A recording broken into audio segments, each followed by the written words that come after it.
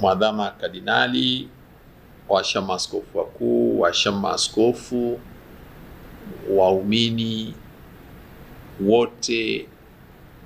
wa kanisa Katoliki, wapendwa wanajamii wa Tanzania, Baraza la Maaskofu Katoliki Tanzania, asubuhi ya leo limepokea taarifa za masikitiko makubwa ya kuondokewa na mpendwa wao Baba Askofu Bernardin Mfumbusa, askofu wa jimbo la Kondoa, ambaye amefariki akiwa katika hospitali ya Benjamin Mkapa Dodoma alipokuwa akipatiwa matibabu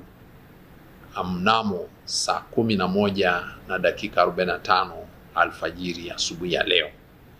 Ni tukio la ghafla kwa sababu ni kweli alikuwa anapata matibabu ila kuanzia jana alipata tatizo la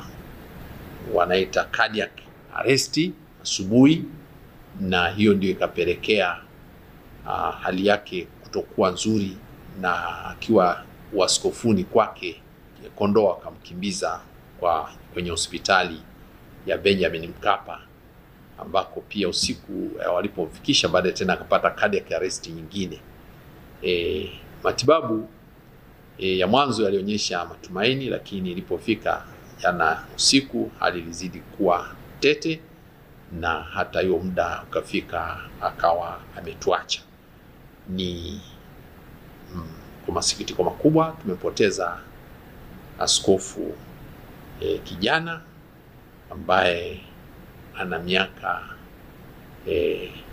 64, amezaliwa mwaka 1962.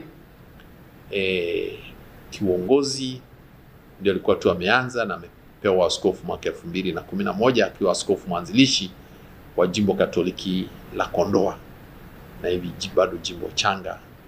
na ameliacha akiwa analitumikia kwa moyo wake wote na nguvu zote. Kwa hiyo tunapenda kutoa taarifa hii kwa jamii yote, na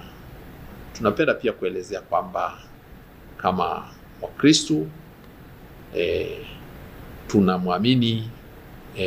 Mungu ambaye ndiye aliyetuumba sisi kwa sura na mfano wake, ambaye anatushirikisha maisha yake ya kimungu tukiwa hapa duniani kwa matendo yetu mema, na baada ya kudumu katika matendo mema, baada ya kufa anatushirikisha maisha yake ya